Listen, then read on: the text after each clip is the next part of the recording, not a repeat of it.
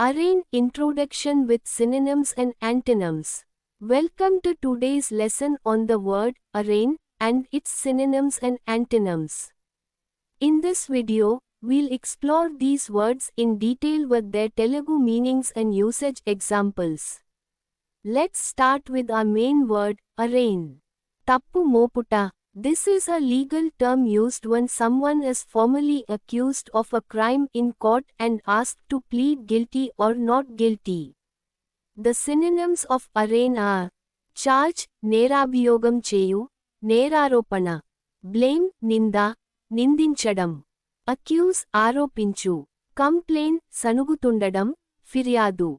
And the antonyms of arraign are exculpate, vidudala cheyuta, విముక్తి చేయుట, pardon క్షమాపణ, క్షమాభిక్ష, శిక్షా విముక్తి, కండోన్ క్షమించి వదులు, మన్నించు వదులు, ఎగ్జోనరేట్ విడుదల చేయుట, విముక్తి చేయుట.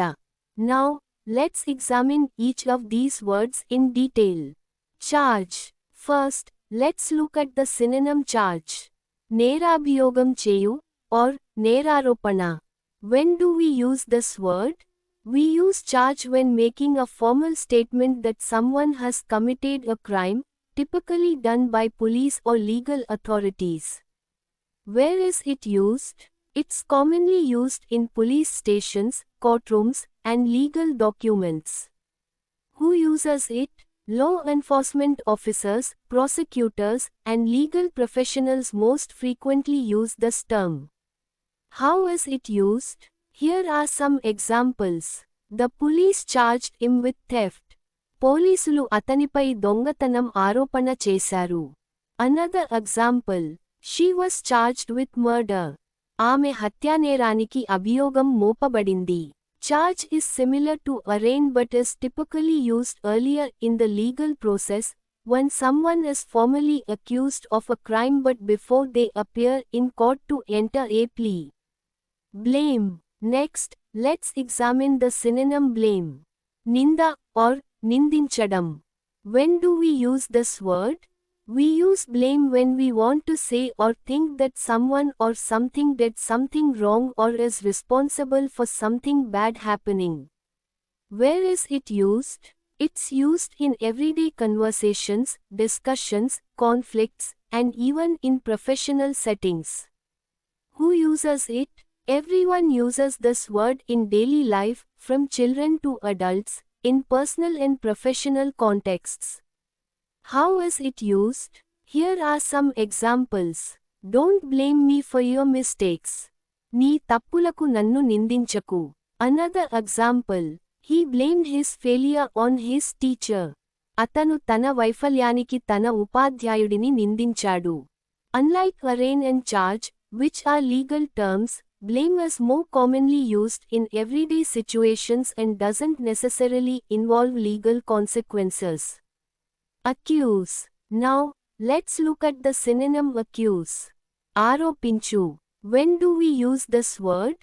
We use accuse when we want to say that someone has done something morally wrong, illegal, or unkind. Where is it used?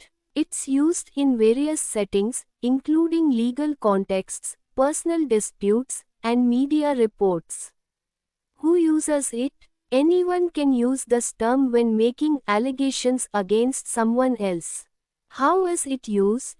Here are some examples. She accused him of lying. ఆమె అతనిపై అబద్ధం ఆరోపించింది. Another example. He was accused of stealing money. అతను డబ్బు దొంగిలించాడని ఆరోపించారు. Accuse is similar to arraign but is broader in application. While arraign is specifically used in formal legal settings, accuse can be used in both formal and informal contexts to claim that someone has done something wrong. Complain. Next, let's examine the synonym complain. Sanugutundadam or firyadu. When do we use this word? We use complain when we want to say that something is wrong or not satisfactory, or when we formally tell someone that something is wrong. Where is it used? It's used in customer service settings, workplaces, homes, and any place where people express dissatisfaction. Who uses it? Everyone uses this word when they're unhappy with something and want to express their dissatisfaction. How is it used? Here are some examples. Many customers have complained about the poor service. చాలా మంది వినియోగదారులు పేలవమైన సేవపై ఫిర్యాదు చేశారు. Another example. She complained to the manager about the noise. ఆమె గోల గురించి మేనేజర్కు ఫిర్యాదు చేసింది. Complaint is different from arraign in that it's about expressing dissatisfaction rather than making a formal legal accusation. While arraign is strictly a legal term, complaint is used in everyday situations. Exculpate. Now, let's move on to the antonyms, starting with exculpate. విడుదల చేయుట or విముక్తి చేయుట. When do we use this word? We use exculpate when we want to clear someone from blame or guilt, especially in a legal context. Where is it used? It's used in legal proceedings, courtrooms, and formal reports. Who uses it? Judges, lawyers, and legal professionals most commonly use this term. How is it used? Here are some examples. The evidence was sufficient to exculpate him from all charges. ఆధారాలు అతన్ని అన్ని ఆరోపణల నుండి విముక్తి చేయడానికి సరిపోతాయి. Another example. The New Testimony helped to exculpate the defendant. కొత్త సాక్ష్యం ప్రతివాదిని నిర్దోషిగా నిరూపించడంలో సహాయపడింది. As an antonym of arraign, exculpate represents the opposite action. Instead of formally accusing someone, it's about formally clearing them of blame or guilt. Pardon. Next, let's look at the antonym pardon. క్షమాపణ, క్షమాభిక్ష, or శిక్షా విముక్తి. When do we use this word? We use pardon when we want to forgive someone for an offense or crime, or when we want to politely ask someone to repeat something because we didn't hear it. Where is it used? It's used in legal systems, formal announcements, and everyday conversations. Who uses it?